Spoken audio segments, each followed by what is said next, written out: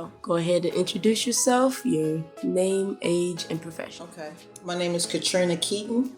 I'm 43 years old, and I'm a barber. I've been a barber for 20 years, and I'm also a barber educator as well.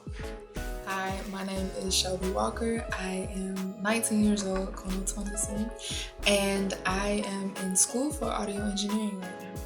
My name is Crystal Omoko. I'm 19, and I'm a student at the University of Georgia. I'm a philosophy major, pre-law intent. I'm Lauren Johnson. I'm 18, and I am currently a student. Pertaining to non-people of color, making comments and joking remarks about people of color's hair, the way they speak, etc., how do you navigate situations like that? I think if it seems like a good opportunity to educate and to possibly maybe expose them to some facts that they might not have been heard or been exposed to before, then usually I'll take that opportunity, and because a lot of times it's probably ignorance, so I'll take the opportunity more as like a educating opportunity. For me personally, I understand timing and lack of understanding, and I understand that people outside of our culture don't necessarily get why we change our hair so often or not at all. I don't think they get the essence of what we do sometimes, and it's that lack of understanding that is compensated with jokes. Express your emotions if you're feeling offended, to say you're offended and why.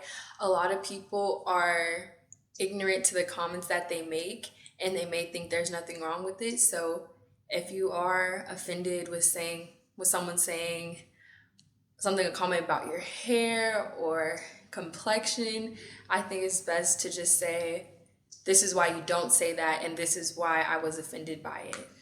Why do you think Black people haven't gotten reparations for slavery? That's a complicated, response. It's really education and people not just saying it happened 400 years ago, but saying this was wrong, and we still haven't really overcame the different challenges that came with slavery. I would say the kids of our oppressors, per se, generationally speaking, they don't feel like it's their burden to bear in terms of their sin. It's like, that was my grandfather, that was my great-great. Those are my great sins to bear. That's not falling on me. There's still a lot of injustice, and there's still a lot of inequalities going on today that they're trying to continue and trying to protect. I think that a lot of, over the years, slavery was more changed into different forms. And Black and brown students are less likely to graduate than their white counterparts. What are some factors that come to play when looking at these numbers? And what do you think Gwinnett should do to help improve these issues? It's a lot that Gwinnett should do.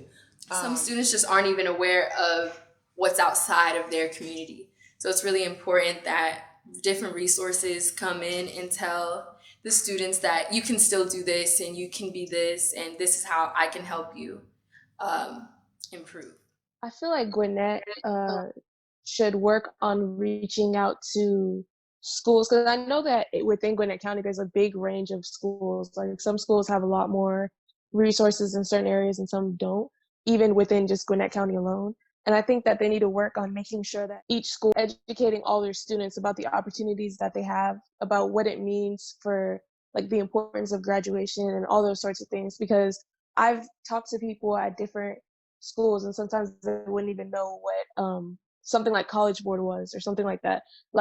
Even though it seems like a small thing, it just shows that since the school is not taking the time to talk to their students about all their options, it's kind of like they're dismissing them.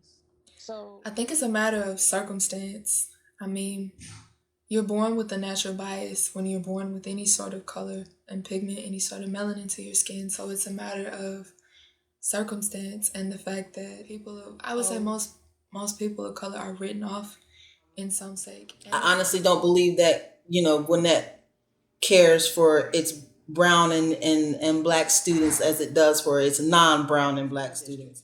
Tell me why Discovery High School is built like a prison for brown and Black students. Why is that? Why are we policing a school of kids and stopping them from doing things as simple as building a banner to ask a person out for prom? Why are you robbing them of the joys of being in high school?